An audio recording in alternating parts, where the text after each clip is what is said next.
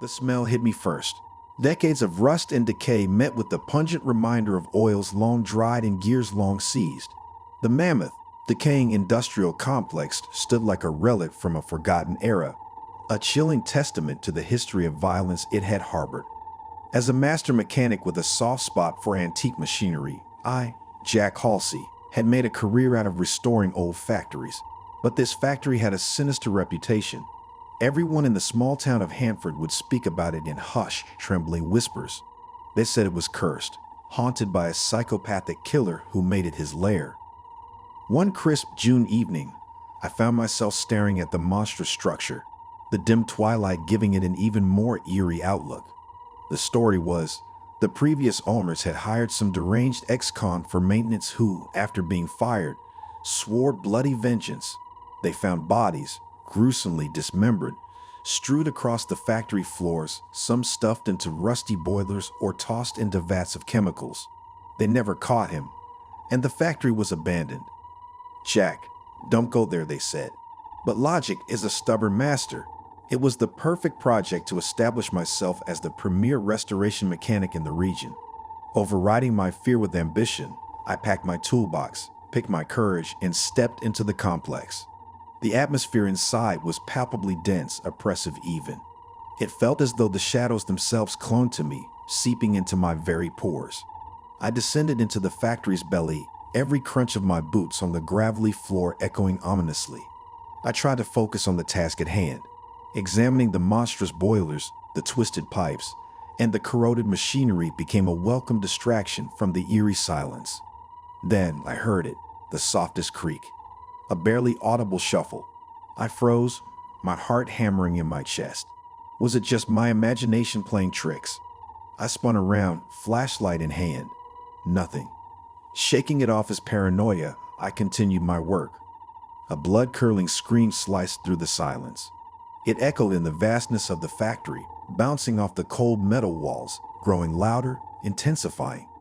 I felt the hairs on my neck stand as a shiver ran down my spine. The scream had come from deep within the factory.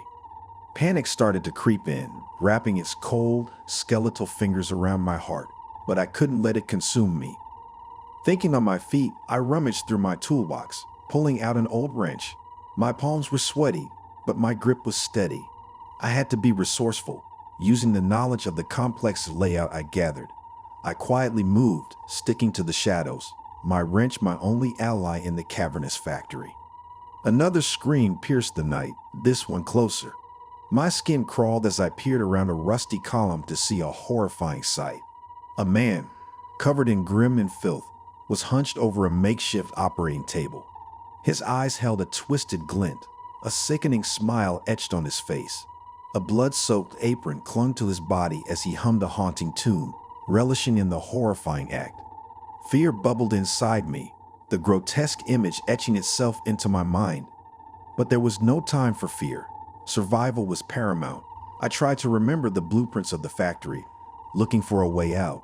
My hands shook, adrenaline pumping through my veins. Suddenly, the man turned his head. Our eyes met, a predatory glint flashing in his. Panic exploded within me, yet I had to maintain my composure. I took a deep breath, pulling together all my courage. I darted across the factory floor, his maniacal laughter echoing behind me. My heart pounded in my ears as I raced through the labyrinth of rusty machinery. I had to be smarter, faster, if I hoped to survive. I remembered a hidden exit in the blueprint, a forgotten chute used for discarding scrap. I sprinted towards the chute, praying it was operational. The killer was right behind me, his heavy footfalls matching my racing heartbeats. With a final surge of adrenaline, I jumped, sliding down the chute towards the uncertain darkness. The chute spit me out into the cold night. Panting heavily, I looked back at the decaying factory, its ominous silhouette against the moonlit sky. The night was pierced again by the maddening laughter, chilling me to the bone. I stumbled to my feet, sprinting away from the cursed complex. The experience was horrifying, leaving me shocked and traumatized. It was a grim reminder of the evil that can lurk in forgotten corners, within rusting metal and beneath peeling paint. Yet I survived. I used my wit, my skill, and sheer determination to escape the clutches of a psychopathic killer. I am Jack Halsey, the mechanic who lived to tell the tale of the Curse Factory. But Hanford would forever remember it as the eerie legend of the corroded colossus. It's an average Tuesday evening, and Dan, a middle-aged high school English teacher, strolls into Walmart. Dan has always been a night owl, preferring the solitude and tranquility of the after hours for his grocery shopping. He leaves his small studio apartment only to immerse himself in the artificial white light of the Walmart, a soothing contrast to the looming darkness outside. Dan gets what he needs: a dozen eggs, bread, some beer, and a few miscellaneous items. The store, almost deserted, feels like an eerie mausoleum of commerce. As he moves toward the checkout, he notices a new checkout operator, one he's never seen before.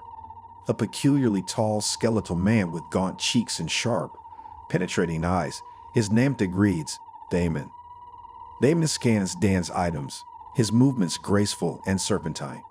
He smiles at Dan, revealing a set of pristine white teeth, incongruously vibrant against his pallid complexion. As their eyes meet, Dan feels a shiver race down his spine, but he dismisses it as the product of his overactive imagination. The following week, Dan returns to Walmart for his nocturnal shopping routine.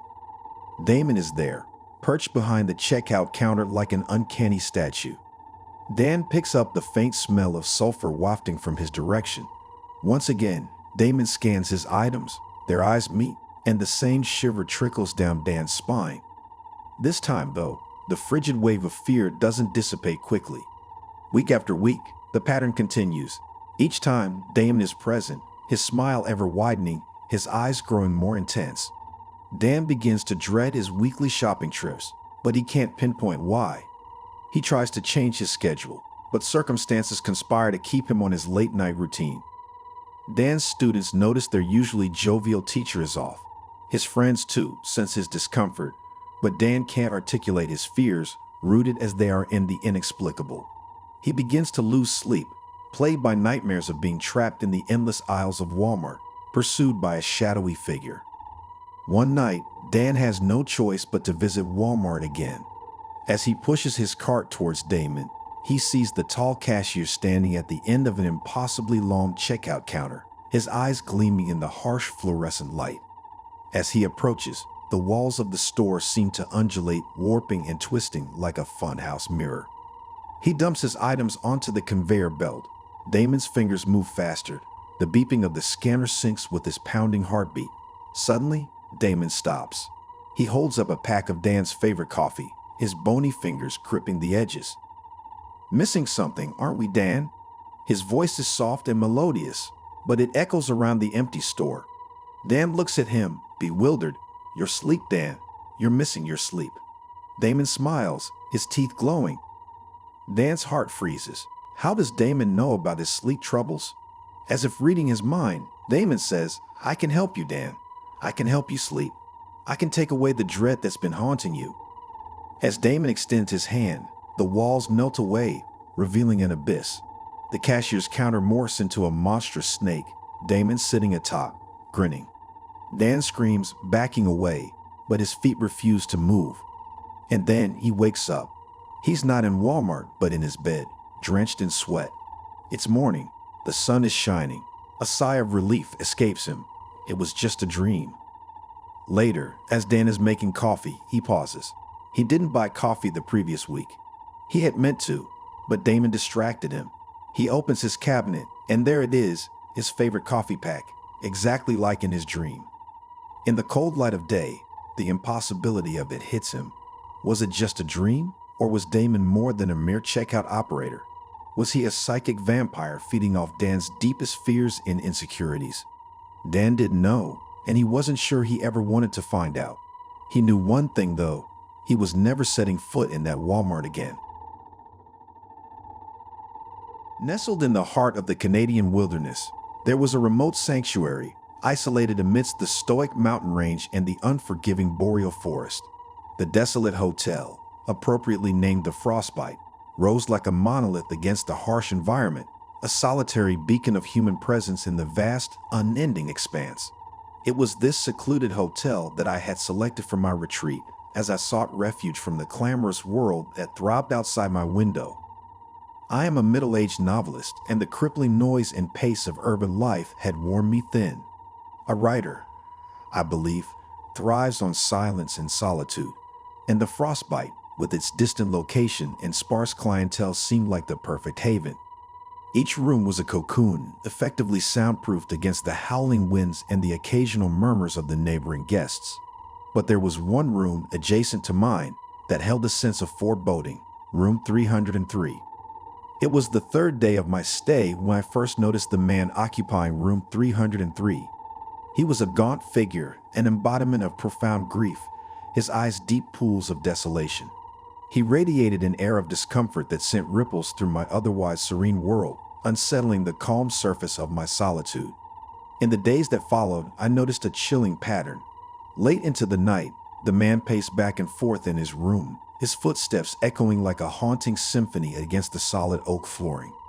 Sometimes, whispers of uncanny monologues escaped through the walls, punctuated by the unnerving sound of his laughter, disturbing the otherwise peaceful silence of the frostbite. One evening, as I returned from a walk, a nauseating odor greeted me outside his door. It was a sickening amalgamation of metallic tang and decay, a scent that crawled into the nostrils and clung to the senses. The stench was so overwhelming that I found myself retching, my body rejecting the repugnant aroma with a visceral reaction. The very next day, I spotted him struggling to dispose of a large object, hastily concealed in a blood-stained sheet. His knuckles were white as they clung to the gruesome parcel, and a sheen of sweat covered his deathly pale face. Our eyes met, and a sudden chill seized me, an icy grip of terror that eclipsed all reason. That moment sparked an avalanche of dreadful thoughts. My mind was set ablaze with horrifying possibilities. The man's disturbing behavior, the repulsive smell, and the horrific parcel. The sinister puzzle pieces were falling into place, but I shrank from the picture they were forming. Resolute to confront him, I found myself standing before the door of room 303. My fist rose to knock but paused in midair. A wave of apprehension washed over me. I mustered my courage and rapped on the door. The sound echoed in the silence, unanswered. An eerie stillness hung in the air, sending shivers down my spine. My ear pressed against the cold door, straining for any sound, was met with an unsettling silence.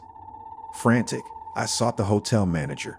I relayed my concerns, my voice shaking as I recounted the peculiar behaviors of the man from room 303. The manager, a burly, pragmatic man, seemed skeptical but was swayed by my obvious distress. The door to room 303 creaked open under the careful hands of the manager, revealing a scene that was beyond any ghastly figment of my imagination. The room was a horrifying tableau, painted in varying shades of crimson. Centered in the room, splayed out grotesquely on the bed, lay the mutilated corpse of a wild boar. Its entrails were strewn around in a macabre display, the sight of which turned my stomach. The manager, ashen-faced, dialed the local authorities, his fingers trembling.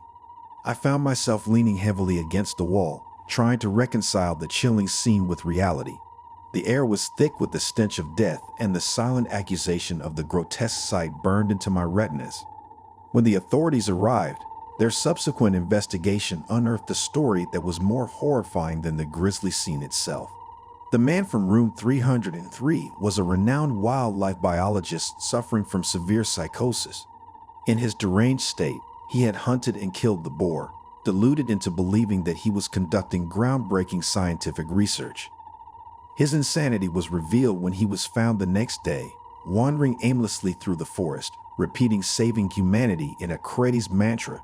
The hotel, the forest, the tranquility, everything was tainted with the residue of this terrifying episode.